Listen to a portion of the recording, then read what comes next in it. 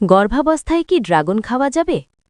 হ্যাঁ, সাধারণত গর্ভাবস্থায় ড্রাগন ফল খাওয়া নিরাপদ এবং উপকারী বলে মনে করা হয়। এটি পুষ্টিগুণে ভরপুর একটি ফল, যাতে আছে ভিটামিন সি, রোগ প্রতিরোধ ক্ষমতা বাড়াতে সাহায্য করে। আয়রন, রক্তাল্পতা বা অ্যানিমিয়া দূর করতে সাহায্য করে, যা গর্ভাবস্থায় একটি সাধারণ সমস্যা। ক্যালসিয়াম ও ফসফরাস ভ্রূণের হাড় ও দাঁতের বিকাশে সহায়ক। ফোলেট বা ভিটামিন বি9 নবজাতকের জন্মগত ত্রুটি যেমন নিউরাল টিউব ত্রুটি প্রতিরোধে সাহায্য করে। ফাইবার, কোষ্ঠকাঠিন্য যা গর্ভাবস্থায় প্রায়ই হয়, উপশমে সহায়ক এবং হজম শক্তি উন্নত করে।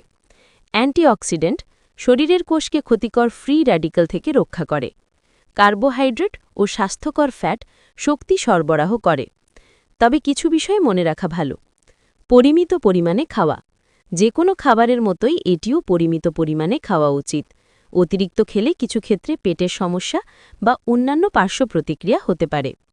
স্বাস্থ্যের অবস্থা, যদি আপনার কোনো বিশেষ স্বাস্থ্যগত সমস্যা বা অ্যালার্জি থাকে, তবে অবশ্যই আপনার চিকিৎসক বা পুষ্টিবিদের পরামর্শ নেওয়া উচিত। মোট কথা, ড্রাগন ফল একটি পুষ্টিকর ফল, যা গর্ভাবস্থায় মা ও শিশুর স্বাস্থ্যের জন্য খুবই ভালো।